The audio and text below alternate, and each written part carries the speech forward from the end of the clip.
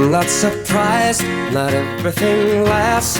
I've broken my heart so many times I stopped keeping. So here we the B, Brian McPhee. I was going to say a man of many clubs, but you're actually a fan's favourite at some clubs, including Queen's Park, Airdrie, Livingston, Hamilton, and then return to Airdrie before the end of your career in the juniors again. We'll dedicate this one to Framey. This interview. He's one of the kind of unsung heroes, you know, in the background all the time, you know, always laughing and joking, and great guy. But he'll be sad loss to especially his family, but also to the club as well. Only good players have nicknames. Now, and yours seems pretty self-explanatory, really, because it's the B, right? And obviously you're Brian, you're McPhee. When did you first get it? Who gave you it? And I actually got that at Livingston. It was just we were playing a game, and a guy just shouted, "McPhee the B!" All right. And it kind of stuck for you. And I actually met the guy in the bar after, and I says, "What's that for?" He says, "Oh, you're the B because you sting defences." I was like, "Oh, right." So it wasn't even just as simple as they put more thought into it, didn't they? It put a wee bit of thought in it, and after that, it kind of just stuck. You first came to prominence to me, obviously, Airdrie, right? Uh-huh. That was 1996. You moved to Airdrie, and I had, obviously, at the time, an Airdrie fan compared to now, we didn't have much exposure to the lower leagues, so we didn't know players playing for Queen's Park then, as much as we know now. And you kind of came out of nowhere, and instantly turned just the team around. It was amazing the impact you had. So what did that happen so late? I mean, well, the funny thing was, I had never any aspirations of being a footballer. I played with my pals in Runaglan. I grew up in Royston, and I played as a young kid and everything. And then when I was about 16, I was like, no, get a job, and didn't play at all. And then what had happened was I met my partner, I met Jennifer, and she lived in Runaglan, and she knew a couple of people. Some of her pals played football in Runaglan, and one of them asked me along to just play. So I started playing Runaglan Glencairn, the amateur team. And what had happened was I was working in a pub at the time, and I was just like talking to the punters. You know, I was talking to this boy, and he's asking me, "Oh, do you play for?" I says, "I play with Glencairn, you know, the amateur team. It's nothing to do with the juniors." And he's like, "All right." And he's like, "So what do you play?" I said, "I play striker." And he's like, "All right." And then he would always ask me, he'd always, "Oh, how'd you get on?" I'd be like, "Oh, I scored 4 the day. You know, I scored 3 the day." And then he's like, "You winding me up?" And I was like, "No," I says, "honestly," I says, "Look." And then there was wee tiny clippings in the wee local paper, right. You know, and it's like, Brian McPhee, 4. I says, "That's me." And he's like, "All right." And, and then a couple of weeks later, he just came at me and he says, "Brian," he says, "do you fancy going up to Queen's Park to get your fitness up? They're always looking for bodies, pre-season and that." And I was like, I says, "Aye," I says, "I'll go along." And it was Eddie Hunter was the manager. Right. And after about a week, pre-season training with him was fucking murder. It was just running. I'm like, fuck me, man, this is terrible. Hated it. But I was one of these stubborn people. It's like, fuck it, I'm not chucking it, because there was people dropping out every week sort of thing. Mm-hmm. It was like going into the fucking SAS or something. But I continued. And there was one night they were short of players. I remember it was a Thursday night and they were short of players, and I think they were playing Campsie Blackwatch or something, just in a bounce game. And I was asked, would I play? And I was like, I says, all right. I says, I'll play. And I played and I scored one and set up one. And this was the Thursday night, and I was in the first team on the Saturday for that one game. Amazing. And I actually went for the week before, the Saturday before, I was playing in the Red Ash pitches in Fernhill and Runaglan. And then the following week, I'm playing at the National Stadium. Who was that against? I think it was Alloa was my first game at the stadium. But it was, it was that surreal way. I'm like, somebody's just going to come in a minute and go, we're winding you up. I'm like, the amount of players that's played at this stadium, and I'm actually getting a chance to run onto this park was just amazing. But it kind of stemmed from there. I was doing okay with them each year. there was clubs coming in for me, but only in my division, because I had a lot of pace. And you know, they were trying to kind of get me, but I wasn't interested, because Queen's Park had got me a job as well. We were only amateur there. Right. That's sorry, carry on. 3 years there, weren't you? 3 years. 3 years I stayed there. And my third year, Hugh McCann ended up the manager at Queen's Park, and he was like, "Listen, there's a few clubs coming for you, Airdrie being one of them." Mm-hmm. And he's like, he says, "They're full time, blah blah blah." And I was like, I says to him, "Is that Airdrie? It was in the Scottish Cup." Aye. You know, the Scottish Cup final there. He's like, "Aye, the very one." He says that the manager wants to speak to you. And I was like, and I says to him, I was like, "Fuck off." I says, "Alec McDonald wants to talk to me." I says, "No, I grew up as a wee boy supporting Rangers, and him, John Gregg and all that were heroes." I says, "Nah." And then the next thing, we were out training, we're doing laps around at Hampden, as we always fucking did it pre-season. And he came out and he's like, "Brian, there's a phone call for you." And I goes away in, and it was Alec McDonald. He's like, "All right, son, how you doing? It's Alec McDonald here." And I was like, "What, the real Alec McDonald?" Because I was still thought it was a man. He says, "No, we're really interested in signing you. We had you watched a couple of times." Roy Tomley. Mm-hmm. He was one of the scouts. He's came and watched you a few times, and he says you could do us a turn. And I was like, I kind of humming, and I didn't know what to say, you know. And my manager, Hugh McCann, was like, he says, "No, Brian," he says, "what we'll do is we'll go and talk to them, because they want you. They've seen you play and everything now. They want you." I went along to the Tudor Hotel and signed my contract with George Peat and Alec McDonald. So I kind of was just weird. Was that in time for pre-season, or did you? That was just at the start of pre-season for Airdrie. Because I remember it, because I was actually away. This is the weird. This was me and my wee brother. He's an Airdrie fan as well. And one of the first things we noticed is we were in Barcelona at the time when Ronaldo just signed. Right. So we get back to Airdrie, and the first game we went to that season was Dundee at Dens Park. That was my first game. You tore them to shreds. And is that Ronaldo still in Barcelona, or is he? You see the weird thing about that. I think I came on. In fact, I came on as a sub back game, and Alec McDonald was like, "The presser wanted to talk to you," and I hadn't had any experience of doing this, you know. And I was like, "Aye, right, okay." So I walks into this room, and there's about fucking 10 guys all standing there, and I'm like, "What are they wanting?"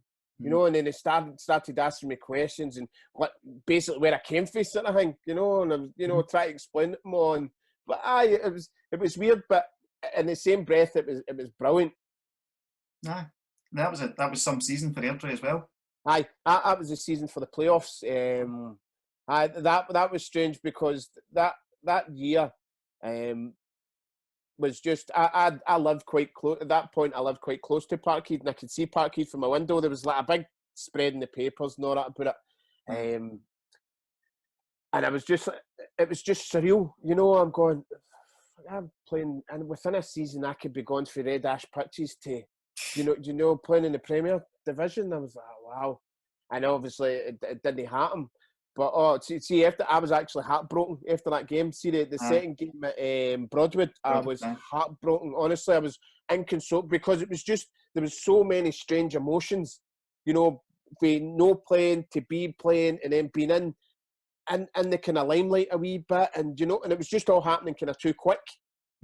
But I mean, we were unfortunate. I thought we were going to get it after we got the penalty and stuff. Yep. I think with Blackhead scored the penalty, because Coops missed the penalty in the first game, didn't he? God rest his soul. What about the second season? What happened there? Because we had this idea that, I remember there was one game in particular. I was at Capello, I think, and I was screaming out to get you in the park or something like that, and it just wasn't working that day. And we always maybe thought that, did you fall out with Doddy or something like that? No, do you know, I ended up like a kind of what they would call sometimes classed as a kind of super sub. Aye. You know, and it's, how can I put it? I ended up in that position a couple of times where I'd come on as a sub and I would score. So managers would, it's happened to me at Livingston as well. Managers would go, "I'll start with that team, mate, knowing that I've got good backup there that I can put on." And Aye. Yeah, but so there was never. I don't think. No, I never felt with Doddy. Not once. There was nothing. It was just the way his team and what managers like him did was see if you shouted for somebody to go on, he'd be like, I'm no fucking putting him on. I'm not doing what they bastards tell me. Remember Yeah. the boss. Aye. Aye. Aye. I suppose. And what about leaving then? I mean, if that. Leaving was difficult. What had happened there was George Pete was how would you put it? A penny pincher, we'll say, right? Aye. And I had done 2 seasons at Airdrie, and I thought I'd done okay, right? I thought I'd done well enough to merit more of a wage than what I was getting. There was guys there, and I wasn't being greedy. There was guys there on maybe 4 times as much as me, Mm-hmm. and I'm like, no, how can I not just get a wee bit of that? You know, I've proved myself, scored goals for the club, and you know, George Pete's like, no, we can't do that. And I was like, right, okay. So he says, right, this is what I'm offering you there. And I was like, no, but I wanted that. There was honestly probably £50 of difference, right? Uh-huh. And I kid you not. So he's like, no, I'm not paying that. I'll pay you that. And he wanted to give me £20 a week more than what I was getting, but I wanted £70 a week. Mm-hmm. But in saying that, it was still nowhere near the wages that other guys were on, and I know for a fact. So there wasn't any greed involved or nothing. I looked at it as well. I've proved myself now. Come on, and he never done it. So what happened was I had an agent for my second season, and it was Ian Redford. He used to play with Rangers, United. So Reddy phones me up, and he says, "Listen, Livingston are looking to, you know, they're interested in you, looking to sign you." And I was like, I says, because I called him Meadowbank. Is that Meadowbank? He says, well, they're Livingston now. Just, you know, it's like a revolution sort of thing that they're throwing a bit of money about. Mm-hmm. And I says, right, okay. I says, I'll go and meet him. So I went to meet Jim Leishman. We had the chat and everything. He was showing us the new stadium and stuff because it was still, because they just moved away from, was it Murrayfield? No, it wasn't Meadowbank. Meadowbank. Aye. Meadowbank, the Meadowbank Stadium there. So they no longer moved out. He said, this is a new stadium here, and this is my plans. And, you know, and he sold it to me. Mm-hmm. And I went, right, okay. So I says, so I'm happy. I says, you speak to my agent now, and blah, blah, blah. And we'll take it from there. So I signed a new contract. I says, I signed with him. Phoned George Pete up and the manager and Alec McDonald. I says, listen, Gaffer, I says, I'm really sorry. I says, but Livingston have just offered me a wage that I can't say no to. I says, we tried negotiating, and I says, and George Pete wasn't really, you know, he wasn't budging. And he's like, no, I understand. I wish you all the best, blah, blah, blah. So, and then half an hour later, George Pete phoned me. Oh, Brian, I was just holding out to see, you know, and I was like, fucking too late now. You know, you should have just done it at the time. And there wouldn't have been any. Was that? Would they have beat Livingston? Aye. Would they have beat? No, he wouldn't have beat Livingston, but see if he would have offered. I thought that you wouldn't have known about Livingston. So. I wouldn't have known. It would have been too late. I would have just been like, at Livingston, listen, sorry, I've signed a new contract with Airdrie, and I would have been more than happy to do it. But it just wasn't budging. But after hindsight, he came back and went, oh, I was just holding out, son. I would have given you that. What am I going to wait about and fucking... He's not exactly well loved by Airdrie fans. Well. And what about your time at Livingston? Obviously, I didn't follow it as much. Obviously, you were in the lower divisions, but you're kind of on a fast trajectory up the leagues at the time, and then get to Premier League with them. So, So Livingston again. They started spending all sorts of money. They had the lottery winner in as well. John McGuinness. Mm-hmm. So there was a lot of money going about in Livingston in the early days. You know, I would say. When we were in the second division, we won the second division. When we were in the second division, we had first division Premier League players playing then because they were throwing the dosh about to do that. Mm-hmm. And it was like it was full time, so it was they kind of bought success. But in saying that as well, they still had to gel a team together to do it. And it was Jim Leishman involved there as well. That's what his.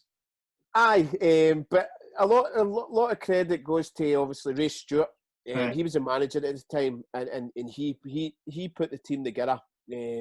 and he had us, obviously, he'd all playing well. And we missed out in promotion the first year. I think it was Forfeit. It was a decent team. Missed out in promotion the first year in the second division. And then, no, we won promotion in the second division. We won the second division outright. We smashed it. Nice. And then went into the first division. Never get promoted the first year. But I think it was 3 years actually. Because it would have been into my fourth year, so it was my third year at Livingston, and we got the Premier League as well to enter Premier League. So I won two medals there. I won the first and second division there medals. So it was a successful time. But then obviously they came to Airdrie and just done this swip with the Spanish Armada, we called it. All the boys, Fernandez, Broto.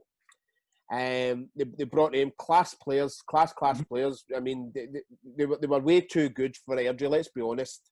They came over and they done their bit, and they were good. They were good enough to, and obviously they did go into. Some of them went on to the Premiership. They came over and they done fantastic. They really did.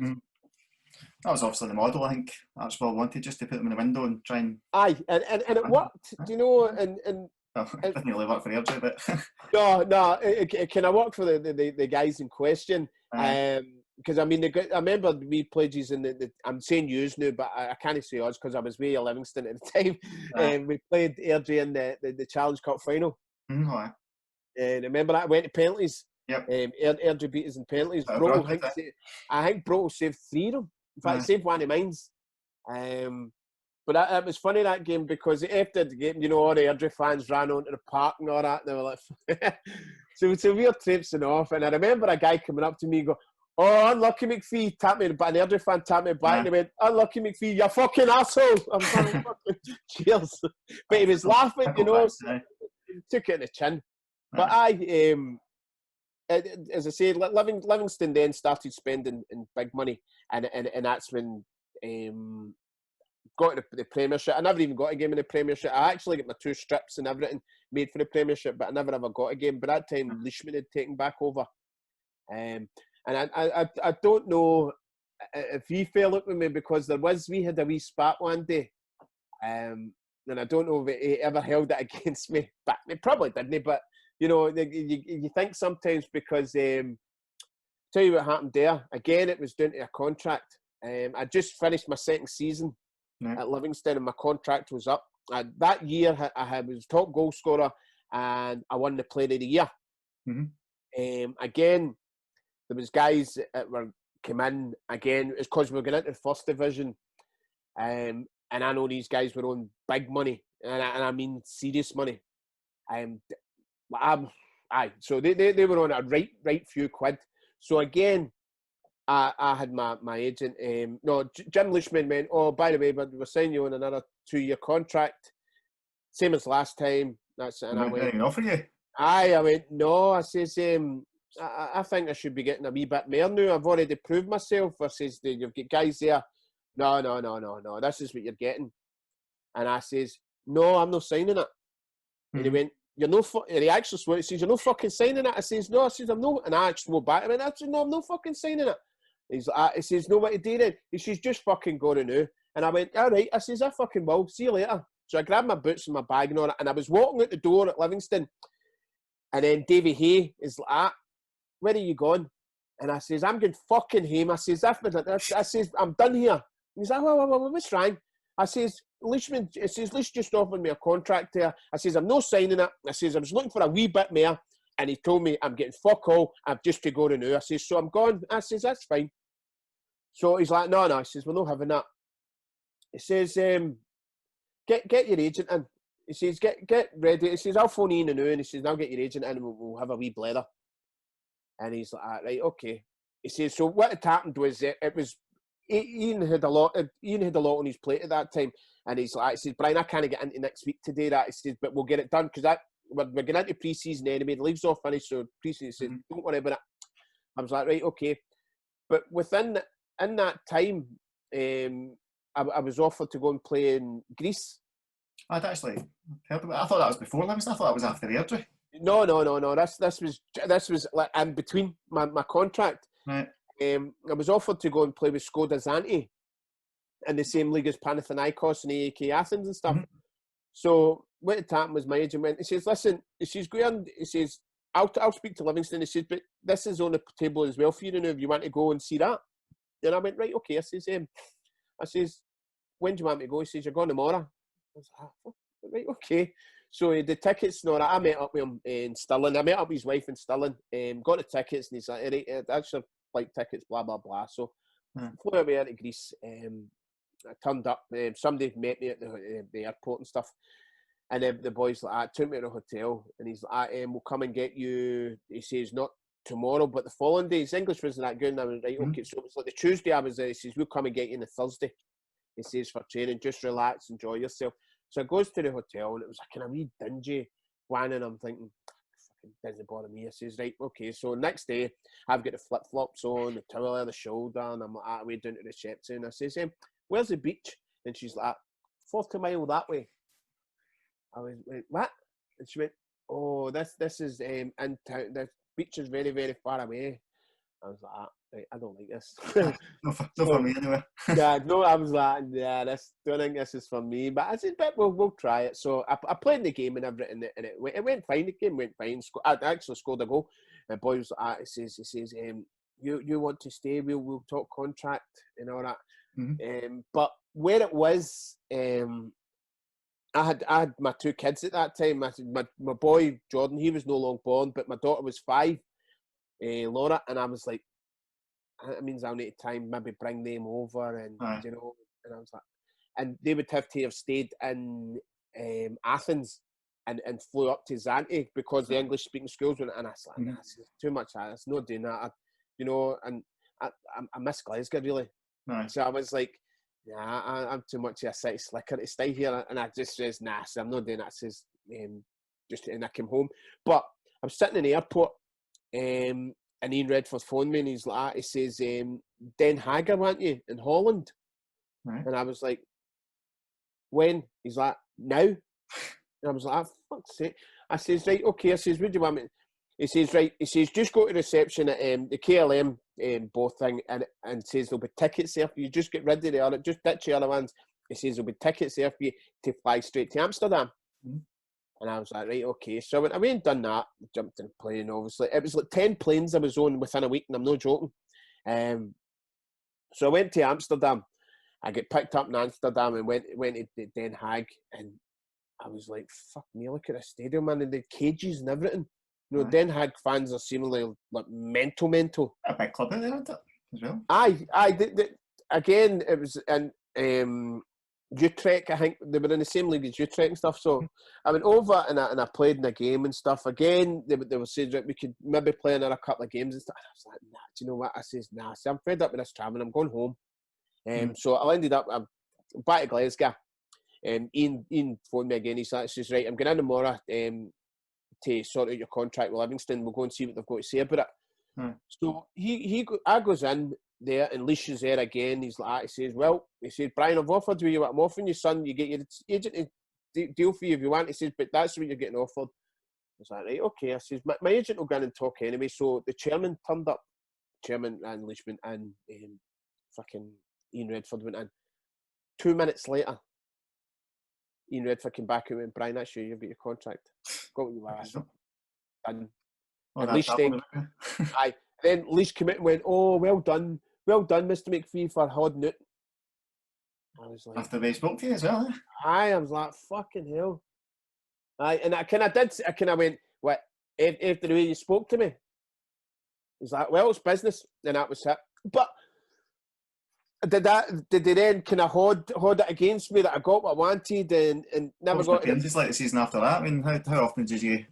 Well, I was kind of bit player after that, a wee bit, and they were kind of we were going. I had a season. I still had a year left in my contract when we got to the Premier. Right. And they were just kind of going, look, nah, you won't be playing blah blah blah, and I'm like, right, okay. So things started to get a bit being awkward at Livingston. Sent me down to the borders and stuff, did today kind of presentations, and I knew my time was up. So I spoke to the chairman, Dominic Keane, and I says to him, listen, we need to do a severance package or something, and I'll be on my way. And he says, aye, Brian, I'm sorry to see you go. Just the way things are. And I said, listen, I says, I've not got a problem at all. I says, it is what it is. I says, that's football for you. There's no loyalties in football. So that was on the Friday. I got all that sorted, and I phoned Jim Sherry. Jim's like, he says, Jim Sherry, who was at Livingston with me, but he'd already went back to Hamilton. He said, and Sean Sweeney was at Hamilton as well. Right. He says, me and Big Sean are here at Hamilton. He says, you fancy it? He says, the gaffer wants you. Ali Dawson was the gaffer. And I was like, I says, aye. I says, no bother. So I'd done that within the weekend. I'd done that the Monday, left Livingston the Friday, and then I signed with Hamilton the Monday. Aye, Hamilton were in the second division. I think because they went down to the third. They were back in the second. So I went there and I managed to help get them promoted back into the first division at the time. Before I left, because what had happened was I was then going to join the fire service. Mm-hmm. I still had a year left in my contract at Hamilton. And I says to him, I said, listen, I says, I want to go part-time, and I says, you're going in a different direction now, you're really pushing for the Premiership. And I says, so it's time for me to go. Mm. And there was no, like, everything was amicable, we're all happy, shaking hands and wished all the best. And I stayed there maybe another couple of months or so while I get myself sorted out. And then by this time, I joined the fire service. I was already there, and then Sandy was the manager at Airdrie. Aye. So Sandy, then obviously we've kept in touch through the years and stuff, and Sandy was like, says, would you come back to Airdrie? And I was like, I says, of course I would, absolutely. At the drop of a hat, I says, no question. I says, aye. I says, I'll come back. There's actually two wee questions I was going to ask based on that. You've mentioned one of them, obviously going to the fire service. A lot of players get to that sort of kind of approaching the 30s, the early 30s, and they think to themselves, what will I do coaching wise or staying in the game and that? Were you always kind of adamant you were going to do something? I was never one for coaching. It's a thing that never really interested me. So getting a full-time job I thought was more important. I wanted something, reliable and stuff. And I wanted to try and get the camaraderie that you got in the dressing room. Aye. And that's where the fire service came into it. Because obviously there's a bunch of guys that get it, girls as well now. But we all there's that kind of togetherness, that team. There's that bonding that and that the laughs and all that go with it. So I joined the fire service, and I says, Sandy then asked me to come to Airdrie again, and I was like, I says, not a problem. I says, when? And so that was me, another 2 years at Airdrie. Did you feel as if it was a completely new experience coming back to, because it was Airdrie United at the time, or was it a return? No, it was a completely new experience, because a lot of them were kids there. I was one of the old boys by this time, I was the, but it was still, you still get the same. Paul Lovers was there, Wee Dawser was there. I'm still pals with Dawser as well. Wee Kevin Backey, who stupidly is not there anymore, but I still keep in touch with him. But there was the wee characters there like them, and it was great. Not necessarily the best striker in terms of career-wise, but who was the best striker to a partner to you? Who did you have the best sort of link-up with in your career? Not even just at Airdrie. Do you know who I linked up with? And it was funny because we weren't really the best of pals off the park. Gary McPhee. Honestly, Gary understood how I played. Gary knew how quick I was. And without question, the amount of times he put balls in spaces for me, it was brilliant. Gary McPhee was great. David Bingham as well at Livingston. David had a great left peg, and he was the same. Wouldn't even think, just put the ball into your space, Brian will get up to him. And you know, and that's where a lot of my goals came from. Was just like we balls there, just into an area. If you were on the defender's shoulder, they were. That was them. They had it, you know. Exactly. So they were too tight. They were too tight to me. That was it. It was I was getting away from them. No matter what, my pace would always take me away from them. What about defenders you played against? Do you know? And I always say this. Defender that used to give me the hardest time ever was a Hibs manager, Alan. He played with Bolton, played with Celtic. Oh, Stubbsy. Alan Stubbs was the hardest guy I'd ever played. Now, I think he was at his prime when he was with Bolton, right? So I was at Queen's Park at the time, and we played them in a friendly. In fact, Owen Coyle was playing with Bolton at the time as well. And I was like, fuck me, man. You know, I thought it was quick, but this was another level. You know, this was just, I mean, my pace could get me away from him, but how good he read the game, I never get a sniff of it. You know, and it was the toughest guy that I think I'd ever played against. I think it's probably, I would say, I was starstruck obviously when I came to Airdrie. Do you know, because I hadn't played, you know, I was like, these guys are on the fucking telly. Do you know, I'd never seen, you know, I'm like, wow. So I was starstruck. See, even when Sandy Stewart picked me up and everything, I was like sitting, you know, I'm quite a confident guy, but I felt like a wee shine violet, you know. I was like, I seen him on the telly. In fact, did he not captain the team that day? In fact, he did. The Scottish Cup final. Aye. And I remember watching it, and I'm like, that's that guy. He was the captain that day. You know, I was like, oh, fucking, that's my mate. so that I was starstruck then. But after that, no, because I found football was a job, and we're all out there doing a job, you know, and I hope that I know everybody is. You get footballers, some of them are assholes, let's be honest. But you hoped when you met somebody, you know, that they weren't an asshole. You know, they were just respected you as a pro, basically. I respected you as a pro. It's like Stubbsy, when I played against him, you know, I tried everything, and he just he played the game as it was. It wasn't dirty, it was just hard, and it was fair. You're like, that's all you can ask for. Talking about other people I've been starstruck with, I was in charge of the Athletes Village here when the Commonwealth Games was here. Basically, I kind of pass access all areas. I was in charge of the fire engine and the crew. It was there, obviously looking after the safety of the competitors. I came out and I was just doing a wee wander about, and then the next man I seen the big man in front of me. I was like, "Fuck me, that looks like Usain Bolt." and it was. And I was like, "Ha!" and I walked it again. I'm like, "Big man, see you. I know you're quick. See back. I was kind of quick back. You know, he's probably like, aye, no bother." I was like, "Can I be picture with you?" And you could see like everybody was waiting. See, he had to go through another gate to where all the people, and they were all waiting. There was hundreds all waiting. You could see he's like, fuck. But I managed to get a picture of me. I mean, he doesn't look the happiest. I was elated, but the pictures there, I mean, me the big man. I was like, I could beat you in my day, I think, and give you a run for your money. I would probably agree with that, actually. We're certainly back in 1996 anyway.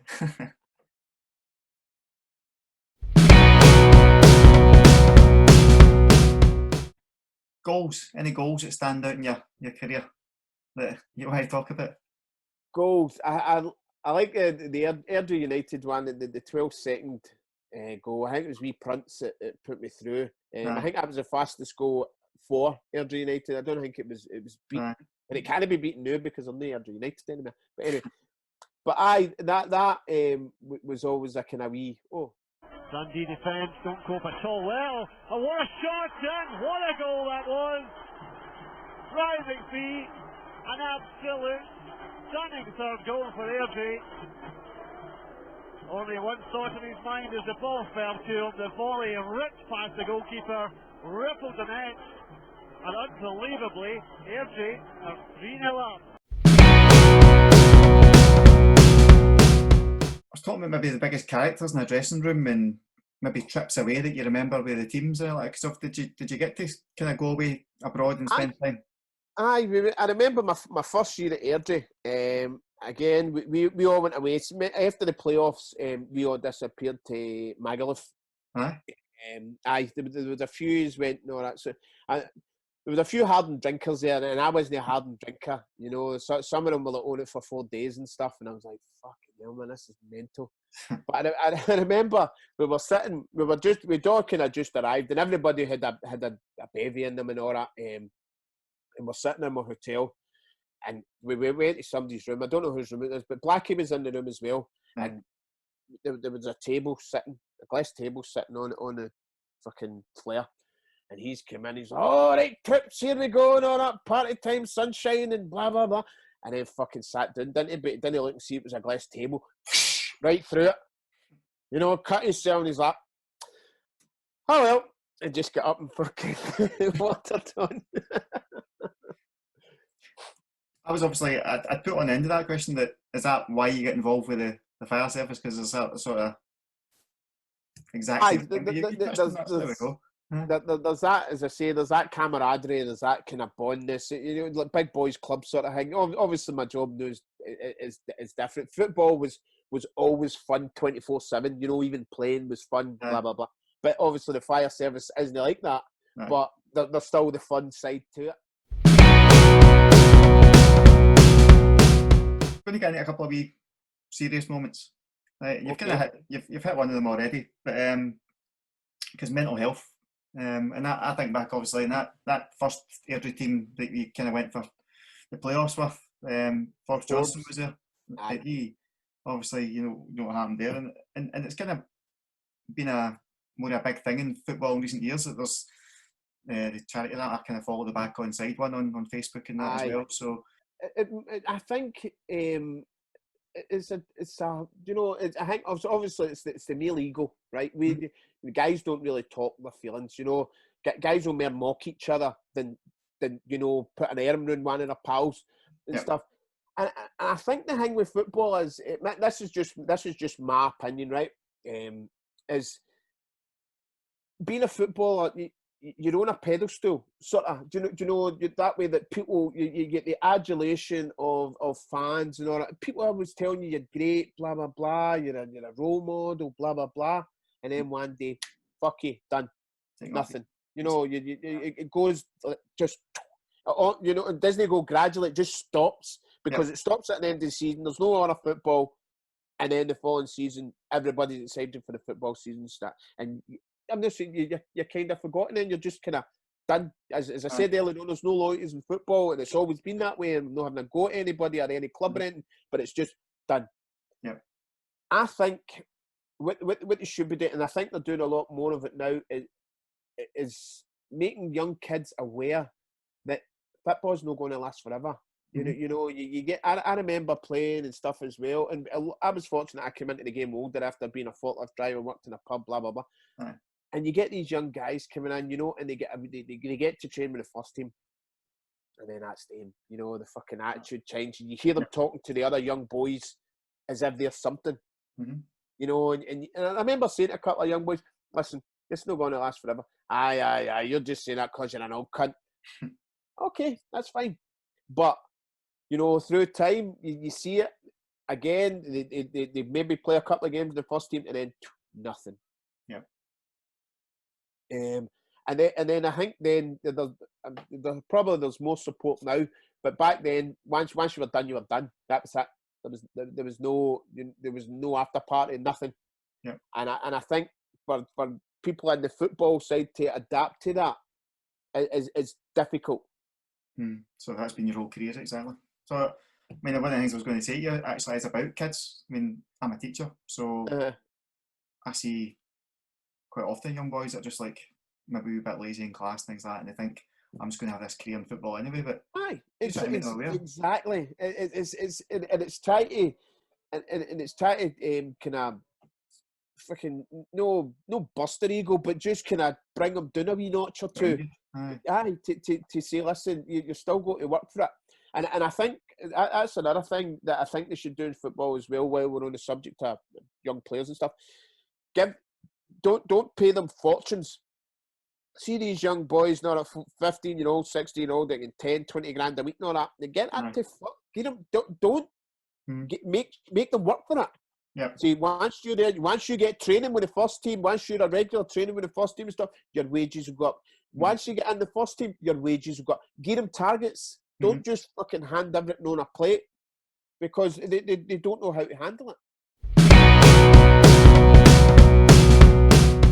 The second major serious thing, and I'd actually read this report the other week there, and it said it was the second week in a row it happened, so I wonder how often it did happen. But there was an incident against Albion Rovers, Yes. racist incident, Yes. the police were involved, etc. So, right. Well, we'll go to the week of 4, right? We'll go to the Airdrie, we'll go to the. How were we playing? Forfar. We were playing Forfar. We're up playing Forfar, right? Right. And now, how old are you? I'm going to ask you a question now. 39. Right. So you maybe you'll maybe appreciate what I'm going to say here, because that, and I never really spoke about the first one that happened, right? And I'll tell you what did happen that day. I was just being a pest as normal, right, on the park. I'm mouthing it. I always mouth at defenders, I mouth at linesmen, I mouth at fans, just as a wind up. No being nasty, blah blah blah. It's part of the game. So I've went to take a shy, and this old boy's at the back of me, and he honest to God, must have been about 82 or something, right? And I'm no joking, that's no exaggeration. Old man, and he starts shouting at balls. So I turns around and I starts laughing. And then he says to me, sorry, I'm laughing because you'll see where I'm going with this. He says to me, you bloody hooligan. So I started laughing again. Shut up. And then he's, just as I was about to throw the ball, he went, you bloody Sambo. And I just folded. Honestly, listen, you shake your head. I laugh at this because it is hilarious. I've never heard that since Love Thy Neighbour, right? So I was fucking noting myself. And I've thrown the ball and I've turned back round and I started laughing again. And then he went, you bloody nignog, and gave me the... So listen, don't listen. You're shaking your head going, that's terrible. Right, but I just laughed at it, right? I thought it was fucking hilarious, right? So, but a steward took homage to it. Didn't like it at all. Done his job, what he had to do. And they escorted him to the police, and then they charged him there and then. But after the game, I went to the chairman and I says to him, I says, listen, I says, your old boy there, I says, did he come to all your games? He's like, says, aye, Brian, he's come for a long time. I can only apologise what happened. And I says, listen, don't worry about it. I says, he's from an era when saying things like that was acceptable. I says, so I have no arguments about that old boy. I says, just let him be. I says, please don't ban him for the club because it's probably all he's got. I says, if he comes here every week, as you say he does, I says, probably all he's got. I says, looks forward to coming here every second Saturday. I says, so please don't ban him. I says, right, I've got to do something. And I says, well, on my recommendation, going to just give him a one-match ban and we'll leave it at that, please. And he went, are you sure? And I went, I says, I'm 100%. I says, I'm no... He shouldn't have said what he said, but he says it, and to try to educate him, he knows it's wrong now because he's been charged. He went to court up there and he got £100 fine as well for doing it, which I had no part of. So again, we were playing in a game, and there was obviously things go on in the park and all that. You know, I'll always try and have a fight with the centre half. I'll always try, shove him and all, fucking looking at you, just to get a raise out of him, so they'd sort of boot me or something. So this was going on, and the fans, the Albion Rovers fans were getting a wee bit annoyed and all that, and I did my usual laughing. No, I wouldn't, no the gestures of it, just laugh, and Pat Rowling is the kind of compere there at the time, and he's like, you bastard, you're always a pain in the arse, and I still chat away to him, blah, blah, blah. But it was nothing nasty in what I did or anyone else. But apart from that one time, and this boy was just giving me it tight. It was like, it was using, like, there was the hatred in his voice. You know, he wasn't even saying things like Sambo. He's like, you fucking black bastard. You're getting done in, all that shite. But see, the thing is, see, because I'm a scheme boy, right? Things like I don't go, oh, he just called me. I would rather go, you fucking said, come on, we'll go and sort this out. That's the way, you know, I wouldn't report anybody and blah, blah. People, anyway, I wouldn't really report anybody, but I'd rather take them a square go rather than, you know, like saying they hurt my feelings. Like, come on, we'll fucking sort this out and we'll see. Aye. But this boy was doing it, and he just happened to do it next to a copper. Mm-hmm. And the copper just went, oh, come here, you. Because I was getting off the park. It was at half time. I was coming off the park, and it was at the tunnel. You know how you just at the sides, and you were just running to go down the stairs. And the boy was giving me tight and on it. But I see the copper just asked and neck him. He got away. And obviously it hit the press and stuff. And it went to court. And I remember going up there, and I had to go up as a witness. And I remember walking. This is a bit snow in the papers. I remember walking into the court, like kind of waiting area, and the boy was standing there. Right. You know, and he looked at me, and you just seen the colour drain film, and I walked straight up to him. I went, "You are fucking lucky you never said that to me out in the street." I said, "Because I would have battered your cunt in." And I just went away and sat down. Mm-hmm. But obviously, I went up, and then obviously he get banned and what have you. But that. No, nobody should put up with it. Nobody should have to put up with it. I'm just a different kind of person. Do you know, like, strong character that they say it, and I would, as I say, I'd rather take my square go rather than you know, walk off the park or something. But it's not acceptable, and there's a lot of young kids nowadays who, you know, I think it happened to the boy at Gretna. And Motherwell it was, and I was asked about it, and it's horrible, you know. But I think as well, the fans will say anything to get a rise at you, to put you off your game. Right. You know, you'll probably find that a lot of these people that do it aren't that way inclined. You know, they shouldn't be doing it, but they're doing it in the 90 minutes just to put you off your game. They see you as a threat to their team. Do you even think about it half the time? Do you think it's just no, I really genuinely don't think they think about it half the time. And I think they just say it to put you off your game for the sake of it. Mm-hmm. You know, it's like some of the sectarian songs that people sing. And I know guys that go to the matches and they'll do this for the 90 minutes, especially the certain Rangers, they're fueled up with anger, and you know that they're venting it, but then you see them after the game. Nothing.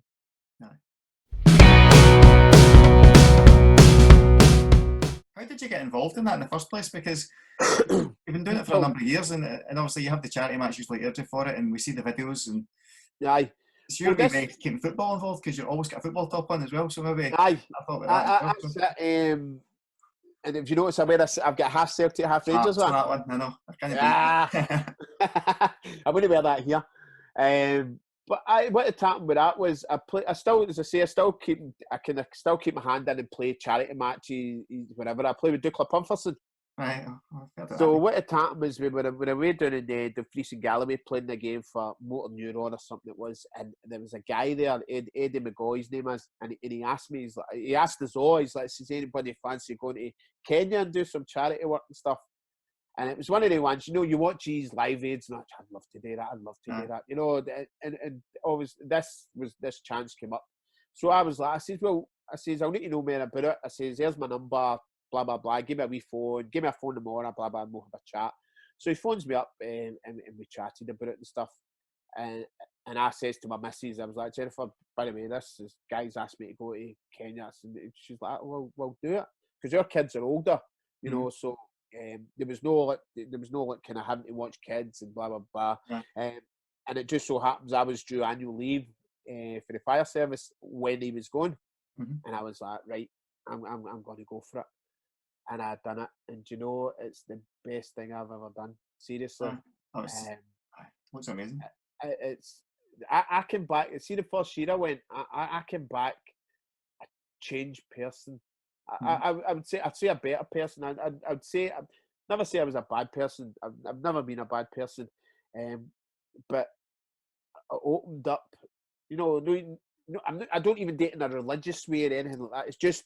It just opened up new avenues and realization, you know, of how bad we are here for material things. You know, it's like we're sitting there at night going, oh, there's fuck all on this telly. We're fucking sitting there with 300 channels. You know, and it's like, oh, I don't know what to eat. Oh, murder.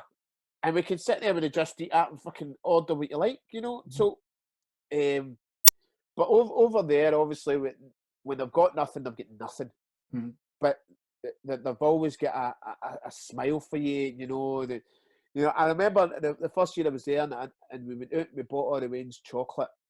And we went into the classes. There was like 90 kids or something in the school. Bought them all a bar of chocolate. We gave them all the chocolate. And they're all sitting there. Some of them are looking at it, and some of them, you know, they've opened it up, and some are taking a bit, some are putting in a pocket. And I'm like, the teacher, what's going on here? And she says, some of them have never tasted chocolate before. She says, and what they're doing is they're taking it home for the family. Oh, that just done me. I've seen you getting quite emotional on some. Oh, and see the thing is, I'm no scared to show it because you can't help. You're all human. And some of these kids broke off bits of the chocolate and were handing us it, you know, to share with us. And I was like, fucking hell. I mean, you get kids here to hear that and they'll be like, what is that? No. You know, and I remember I gave a wee girl, we were told never give the kids any money rent, but I had coins in my pocket and it was only like, and a kid, you know, must have only been about 10 pence or something, 5 pence. And I gave this wee girl and she shot away, ran away. And I was like, fuck me, as much as a thanks. But she came walking back down the corner, swaggering with a bag of vegetables. She actually went and bought vegetables for the house and came back and gave me a wee hug. She's like, thank you. And went away. I was like, fuck, wow. So, you know, you come back and I think I've got a greater appreciation for everything I've got now. Yeah. You know, and I think you go to? the same place I go to, Nakuru in Kenya, because this will be my 7th year. I'm supposed to be going in October again. Hopefully this is all by then and we can travel as normal and I'll be going again then. But you come back with a realisation that you think to yourself, what the fuck have I got to moan about? What? You know, I know times are hard just now, but it's difficult just now. But you come back and I go, I really need to take a look at myself. You know, when I came back the first time and even speaking to people about it the first time, I get quite emotional and I always stopped and I'm like, I can't do this now because I was so angry. You know, angry at myself, angry at watching things, angry that I couldn't do more. Do you know? But we can all do what we can do, and I've got that realisation now. But the first time I came back, it kind of hit me hard. How long are you there for when you're over? 2 weeks ago for. We go over and we start the school. We arrive at like the Friday. We go to visit an orphanage, say, on the Saturday, and then we'll go and visit the hospital on the Sunday, and then we'll start the school on the Monday. We go into the school, and it's always things like we'll sit down with the teachers because they're all volunteers as well, you know, and we'll say to them, "What's the school needing?" You know, because we've always raised extra money because you need. It's like £1,600 to get you there, and that's you giving a donation to the school as well. But we've always over and above that, so we take the money with us, and we'll go into school and we could be doing with some new desks. You know, there's more kids coming into the school and stuff. Right, okay, so we'll go and we'll buy them, and then we'll go, oh, what about a wee climbing frame for the kids and stuff? So what we'll do there is we'll hire a local blacksmith to make the stuff. So the money that we're giving money out, but it's staying in the, you know, in the community sort of thing. And then we'll be the labourers for the guy, and maybe hire somebody else to help us as well. So we'll give them a wage.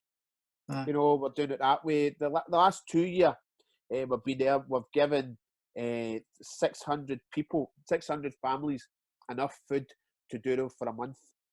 So we've done 300 this year and we've done 300 the year before. And that, see the first time we've done that as well, that was horrible because as much as we're helping who we can, we walked to it and there was a big queue of people because word got out that we were doing this. Yeah. You know, and it was women coming with their kids begging you, crying and everything like please. And I'm like, oh man, I can't do this. You know, it was that bit was awful because it's like you think it's who am I to play fucking God? Who am I? Yeah. To be this person to to better somebody's life by a month by handing out food and then saying no to that one. I could, after a wee while, I was like, the teachers, you just deal with us. We'll buy the stuff, we'll pack it all up, but you just deal who gets it. I want nothing to do with that because it was awful. You feel obviously rewarding, but sad at the same time. So, and it's hugely rewarding because you're making a difference. You know, you're doing things like it's like buying the desks for the school, buying the books for the school. You're helping to give the kids an education to then further themselves in life, because a lot of them, a lot of the schools over there are all fee-paying schools. It might not be a lot of money, but a lot of the kids obviously can't afford to go. So you're helping them at that early stage to give them a foundation. You know, they're getting taught to read and write. You know, and stuff like that. So it's amazing. Sounds good. I saw a video actually when it was a wee lady that you see every year, and you were actually worried in one of them that she hadn't. Elizabeth, her name is. I hadn't seen that. It's funny, that was the last trip there. I hadn't seen her the whole trip. Usually, every time I go up the dump site, we got up the dump site as well, and we helped put up there. We built houses and shelters and everything in there. A lot of them are just living like it's like branches with blankets, and that's what they're living in. So we're building like corrugated sheds really for them. So they make these into homes. So this wee woman, we've seen her all the time, and we've got somebody up there who kind of looks after us when we go up. And I says to him, "What this story of this wee woman here?" I says, "She's ancient, you know, she's a fair age." It's like she's been up here 50 years doing this, and I was like, wow. And I says, how much is she earns? And it was like something like 20 pence a day, you know, and she works maybe about 6-7 hours a day, you know, just getting bottle tops. And I went, fucking hell, that's horrendous. But she obviously didn't speak any English or anything, so I was like, I took a shine to her right away. I was like, that wee woman, she now in her life, she shouldn't be doing this. She should be fucking slippers on, sitting watching telly, whatever, you know, people running about for her. So I shouted her over, and she's like, and she knew that what we'd done up there, and she's like, oh, she's kissing my hand, and she was saying through the guy that was with the interpreter, she's like, thanking you very much for the help you give all the people up here, especially the children and all that. And I was like, right, okay. So I ended up fucking was like to her, come here, and I handed her money. But I gave her money that it was equivalent. I handed her, saying that she would need to work 6 months for 7 hours a day every day to earn it. And then she just burst into tears. You know, you've never seen somebody so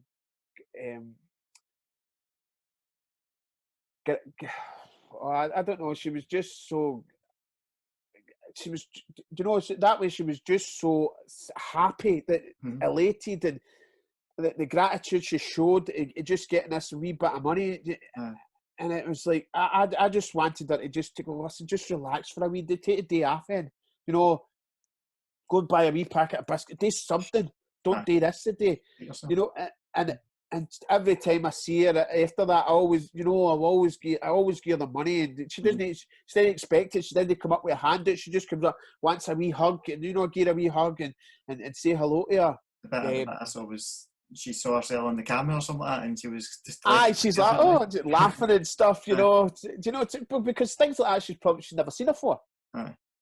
You know, so it's lovely meeting her. And as I say, the last trip we had there, I hadn't seen her at all. You know, and I was getting worried, and people like that. I said, Elizabeth, oh, she's not here. She's not here just now. She was here earlier. No, tell her I was here. And, you know, and I happened to what had happened on the last day before we were going home.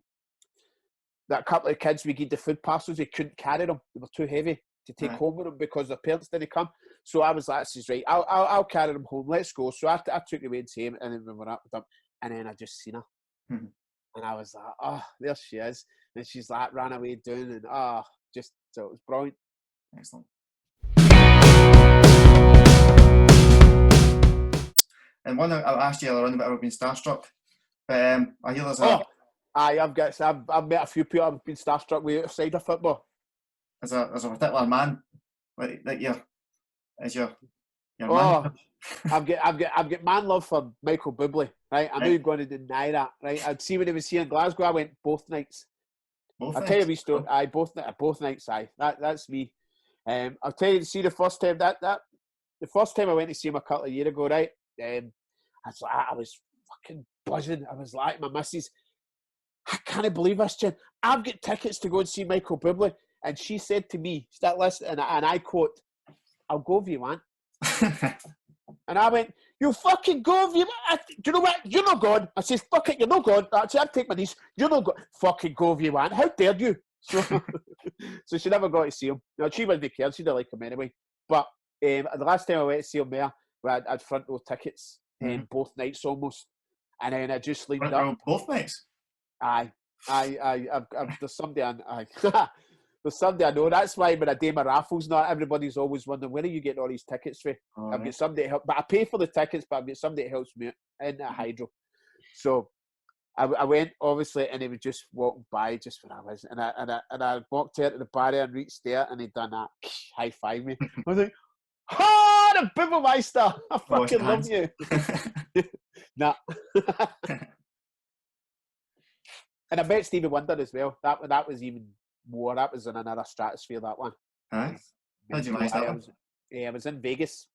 Right. With the missus, with me, Jen, and a couple of other pals, Natasha and Liam. And we were there for a birthday.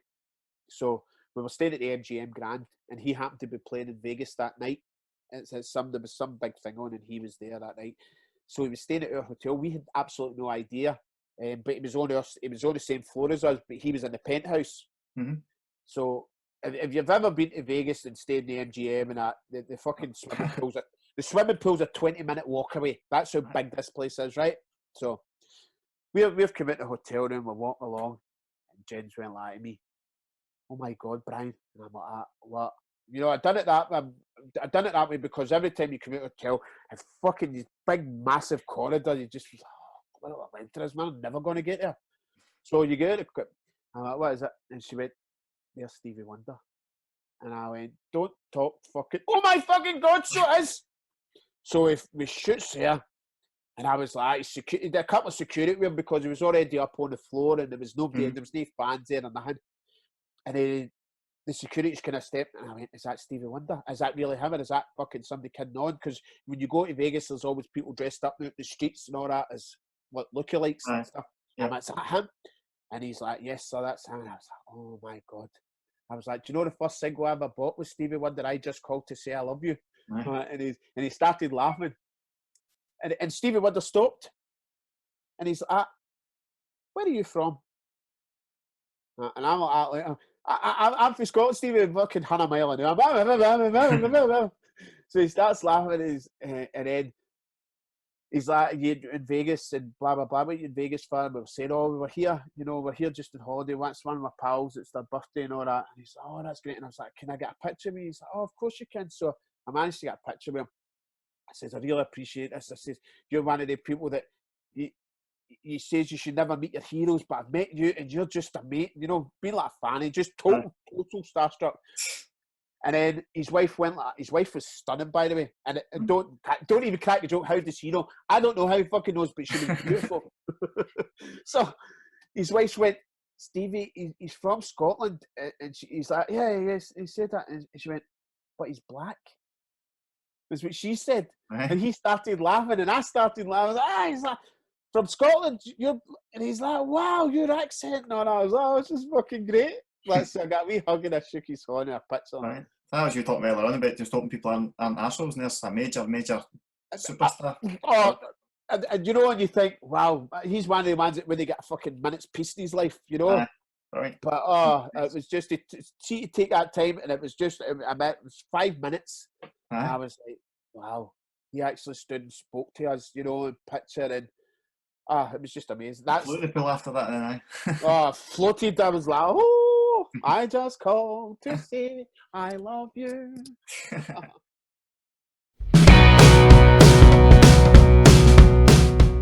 One random thing. What's your favourite filling to have in a roll?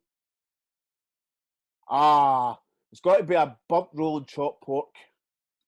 See, Well, I knew you were going to say a bunt roll because I saw this picture the other day. And that what, roll, what about the fucking the controversy that caused? well, it looks like something you rescued from a kitchen fire. I had it in my pocket as I was lighting the fire. Oh no, bunt rolls. See people that don't come from schemes that come from well-to-do areas, they call it a well-fired roll. Aye. But see, when growing up in a scheme, it was a bunt roll. Any bunt rolls, and thought- it died. Oh, That's the most bunt I've ever seen. That's honestly, it was dynamite. Seriously, dynamite. then See you the following day, the next day just the night. I had 2 up the next day with a tin of tomato soup. Aye. And I had ham on it. But the first day I had dried proper cheese. You know how you cut it yourself and it Aye. lines up big. I had that on it the first time. I have chopped pork's my favourite, but you need to have the certain kind of chopped pork.